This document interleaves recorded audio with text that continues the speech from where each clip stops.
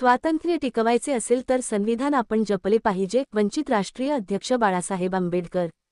स्वातंत्र्य टिकवायचे असेल तर संविधान आपण जपले पाहिजे. त्या मतदार यादीमध्ये माझे नाव नाही तर माझ्या मताची चोरी झाली आहे असे मी समजतो. येणाऱ्या निवडणुकीमध्ये मोदींना धडा शिकवण्याची खरी वेळ आलेली आहे. या निवडणुकीमध्ये वंचित बहुजन आघाडीच्या उमेदवारांना निवडून द्या. येत्या 2 ते 3 महिन्यात भारत-पाकिस्तान युद्ध होण्याची शक्यता आहे असे वक्तव्य वंचित बहुजन आघाडीचे राष्ट्रीय अध्यक्ष अड प्रकाश तथा बाळासाहेब आंबेडकर. हे उल्हासनगर 4 मध्ये सुभाष टेकडी येथे डॉ. बाबासाहेब आंबेडकर चौकात सिद्धार्थ स्नेह मंडळ भव्य मैदानावर येणाऱ्या निवडणुकीच्या वंचित बहुजन आघाडीच्या सभा प्रसंगी बोलत होते. तसेच या सभेमध्ये वंचित बहुजन आघाडीचे महासचिव किशन चव्हाण, उपाध्यक्ष अनिलअण्णा जाधव यांच्यासह आदी मान्यवरांनी मार्गदर्शन केले होते. तसेच वंचित बहुजन आघाडीचे ठाणे जिल्हा अध्यक्ष मनोज पांडू पवार, सोनू पवार यांनी या सभेचे आयोजन केले होते. तसेच या भव्य सभेमध्ये प्रचंड तुफान गर्दी आणि प्रतिसाद कार्यकर्ते आणि नागरिकांचा मिळाला होता. तसेच या प्रसंगी वंचित बहुजन आघाडीचे पदाधिकारी, कार्यकर्ते आणि ठाणे जिल्हा अध्यक्ष विजय गायकवाड गुरुजी, महिला अध्यक्षा शिलाताई तायडे, उपाध्यक्ष हिरामण पगारे यांच्यासह भारतीय बौद्ध महासभेचे कार्यकर्ते, समता सैनिक दल मोठ्या संख्येने यावेळी उपस्थित होते.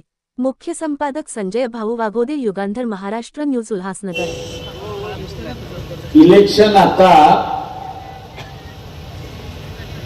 जिंकण्यासाठी जसं वापरलं जातंय तशाच रीतीने इथला असणारा राजकीय पक्ष सुद्धा संपवण्यासाठी वापरल्या जातात हे आपण लक्षात. इथले राजकीय पक्ष संपले किंवा त्यांची असणारी ताकद क्षीण झाली ते एकच पक्षाची हुकुमशाही चालू होते हे लक्षात. मी एकाच पक्षाची हुकुमशाही त्या ठिकाणी चालू होते आणि मग तो हुकुमशाह पाहिजे ते करायला लागतो अशी असणारी परिस्थिती. सगळ्यात मोठा धोका जो आहे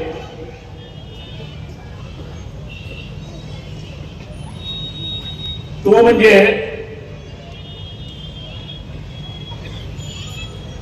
इथलं संविधान बदललं.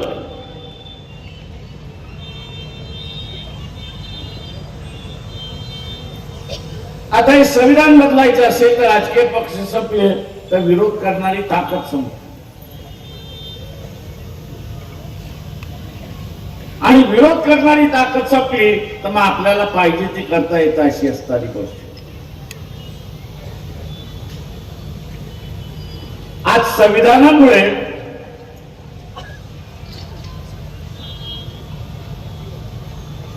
मान सन्मान अधिकार हे शाबूत आहे. पोलिसाकडे जाता येतं, कोर्टामध्ये जाता येतं,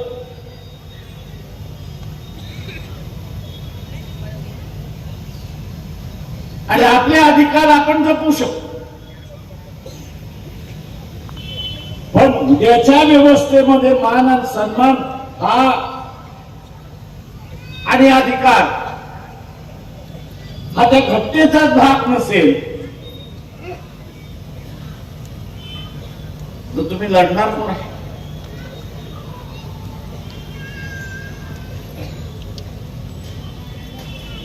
तू लढणार कोणाशी? कोर्टात गेलात तर ते म्हणतील हा मूलभूत अधिकार नाही, त्याच्यामुळे असताना आम्ही काही करू शकत नाही.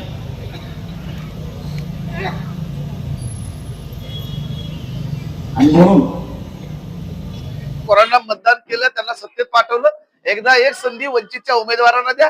निश्चित वंचित जे उमेदवार आहे त्यांना जर संधी दिली तर जे स्थानिक प्रश्न आहेत ते स्थानिक प्रश्न हाताळायला आमचे कार्यकर्ते किंवा निवडून गेलेला उमेदवार आहे त्याला यश येईल आणि लोकांच्या मनातले प्रश्न ते सोडवतील.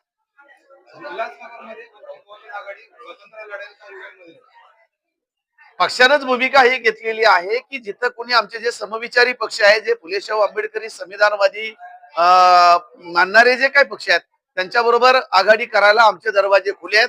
सन्मानपूर्वक त्यांनी आमच्या तिथल्या पदाधिकाऱ्यांबरोबर चर्चा करावी, वाटाघाटी करावी आणि सन्मानपूर्वक जर त्या ठिकाणी तोडगा निघणार किंवा जर सीट मिळत असतील तर निश्चितच आम्ही आघाडीच्या सोबत जाऊया. नाही तर मग आम्ही आमच्या पद्धतीनं एकला चलो रे असा देखील आम्ही कार्यक्रम लावलेला आहे. जेवढ्या महिला येतील तेवढ्यांना उमेदवारी आमचाच पक्ष देतो. दुसरे कोणते पक्ष देतो? दुसरे घराणेशाहीवाले सगळे आमच्याकडे आले का आम्ही देऊ ना. तर ठाणे जिल्ह्यामध्ये खूप चांगलं वातावरण आहे. इथले मनोज पवार असतील, बाकीचे आमचे पावशे साहेब आहेत, ही सगळी जी टीम आहे वंचित बहुजन आघाडीची, मला असं वाटतं की जोरकसपणे या निवडणुकीमध्ये मुसंडी मारेल.